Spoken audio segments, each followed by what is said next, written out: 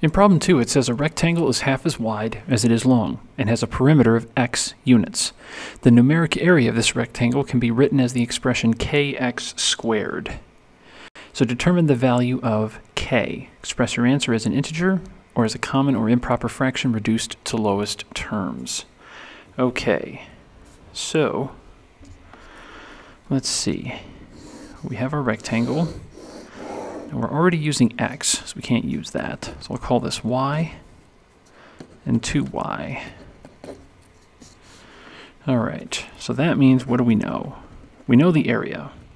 We know the area is 2y times y, so that's 2y squared. Now, we already said that this numeric area can be expressed as kx squared. So I'm just going to say that this is equal to kx squared, and I'll come back to that in a second.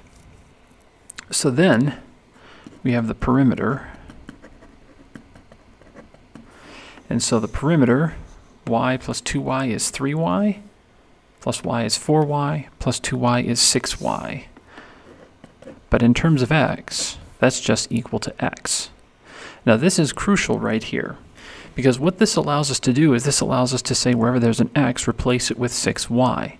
So we're going to take this equation up here, 2y squared equals k, but instead of x, we're going to put 6y, because that equation allows us to do that.